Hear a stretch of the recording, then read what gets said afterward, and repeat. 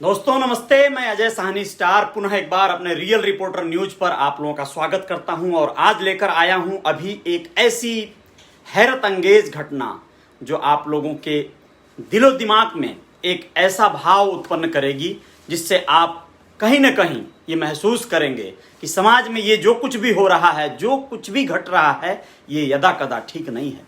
जी हाँ दोस्तों, गाजीपुर जनपद के उसिया गांव की आज सुबह की घटना है। 15 तारीख की सुबह भोर में एक कलह होता है, पारिवारिक कलह। एक ऐसे परिवार में जहां पर 7 बच्चे 16 वर्ष से लेकर 2 वर्ष तक की उम्र के बीच 4 बेटियां, 5 बेटियां और 2 बेटे।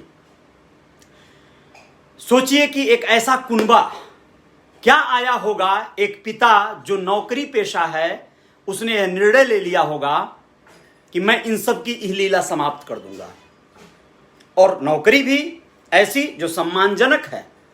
दोस्तों, मैं बात कर रहा हूं उसिया गांव के निवासी मुंशी यादव की, जिनकी उम्र लगभग 42-43 वर्ष की थी और वह वाराणसी में प्रयागराज में पोस्टेड थे, सिपाही पद पर, कांस्टेबल पद पर प्रयागराज में पोस्टेड थे। विगत जनवरी माह में उनका स्थान तबादला हुआ था फतेहपुर जनपद में।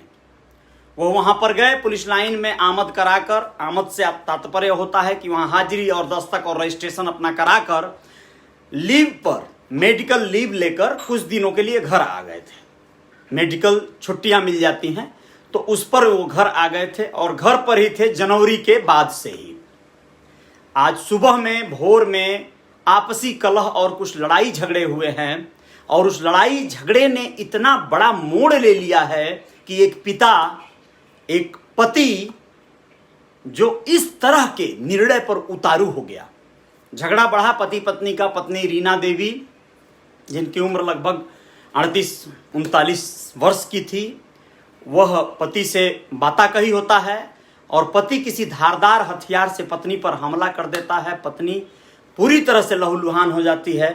बच्चे जो बड़े हैं, बड़ी बेटी जिसका नाम नेहा है और उसके बाद की रीतू जिसका उम्र 13 वर्ष है और नेहा की उम्र 16 वर्ष है, और नीतू जो 10 वर्ष की है और 8 वर्ष की जो वर्षा है, ये चारों बच्चे जाग जाते हैं और जागने के बाद शोर मचाते इसके पहले उनके ऊपर भी पिता हमला कर देता है।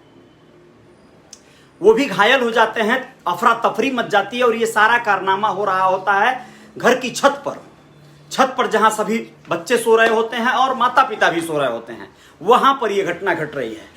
शोरगुल सुनकर उनकी भाभी, मुंशी यादव की भाभी, दौड़कर वहां पर पहुंचती हैं घटनास्थल पर, तो देखती हैं कि सारे बच्चे लहूलुहान पड़े हैं, खून से लथपथ सारे लोग, और वो देखकर ये घटना पूरा बेहोश हो जाती हैं, वहीं गिर जाती हैं जमीन पर। पिता का मन नहीं माना, मुंशी यादव का मन नहीं माना 4 बच्चों को अपने घायल करने के बाद, 4 बेटियों को। तो वह सो रहे जो बच्चे हैं, 3 बच्चे उसके, जिसमें से श्याम जिसकी उम्र 7 वर्ष है और कृष्णा जो मात्र 2 वर्ष का है, और एक बेटी जो 6 वर्ष की है, सुधा। इन तीनों को सोते हुए में उनके ऊपर अटैक कर देता है। सोचिए, हैवानियत की हद हो गई, पागलपन और विक्षिप्त अवस्था की हद हो गई। कैसे कोई इतना बड़ा निर्णय ले सकता है, जबकि वो जिम्मेदार पद है। सिपाही बहुत धैर्यवान होते हैं, आप लोग कई बार देखे होंगे, सिपाहियों के हाथों में आर्म्स होते हैं और वेपन्स होते हैं तमाम आधुनिक तरह के, लेकिन उन सब के बावजूद वो लोग कितना पेशेंस से काम लेते हैं। जल्दी किसी को मारना नहीं चाहते, किसी के ऊपर शूट आउट या गोली नहीं चलाते, जबकि कई बार कई एक नेतागण उनको गाली दे देते हैं, उनसे लड़ जाते हैं, लेकिन वो लोग धैर्य का परिचय देते हैं। उन्हें ट्रेनिंग का ये भी एक हिस्सा होता है कि आपको कब और क्या एक्शन लेना है परिस्थितियों के अनुसार, वह एक अलग विषय होता है। लेकिन एक पिता, एक जिम्मेदार नागरिक होने के साथ साथ एक पिता और एक पति होने के नाते, एक सिपाही और एक अच्छी खासी मैच्योर उम्र, 42-43 साल की उम्र एक परिपक्व उम्र होती है, इतना गलत निर्णय कैसे ले लिया। 7 बच्चों की हत्या और पत्नी की हत्या करके क्या साबित करना चाह रहा था। आगे की बात सुनकर और भी आप कष्ट में आएंगे कि वो उसके बाद वहां से फरार हो जाता है और भाग कर जाकर नजदीक एक रेलवे ट्रैक पर ट्रेन के सामने कूद जाता है, स्वयं की आत्महत्या कर लेता है।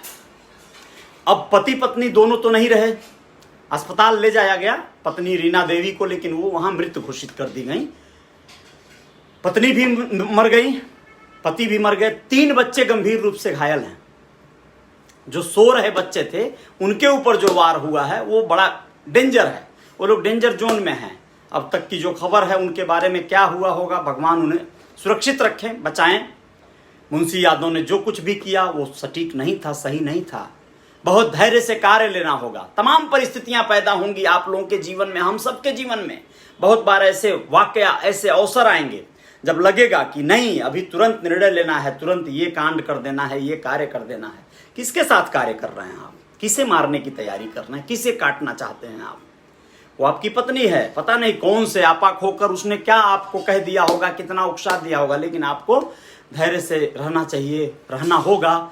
आपके बच्चे थे, वो भी 7 बच्चे, उन 7 बच्चों की परवरिश अब भगवान करे वो बच जाएं। और आपके भाई परिजन जो भी लोग हैं, पूरा परिवार में मातम छाया हुआ है, पूरे गांव के लोग मिलकर सभी लोगों को सहयोग कर रहे हैं।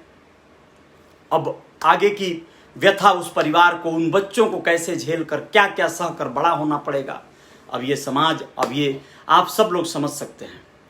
मैं उन दोनों की आत्माओं की शांति की प्रार्थना भी करता हूं, उन बच्चों के उज्जवल भविष्य के लिए कामना भी करता हूं। और आप सब लोगों से, जो लोग भी इस डिस्ट्रिक्ट से या उस गांव के इर्द गिर्द से जुड़े हों, तो वो लोग उस परिवार के परिस्थितियों को देखते हुए उन बच्चों को सहयोग करने की कृपा करेंगे।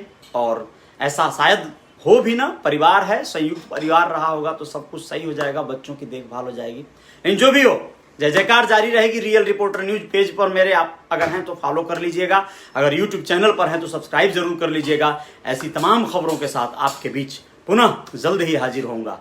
जय हिंद, जय भारत।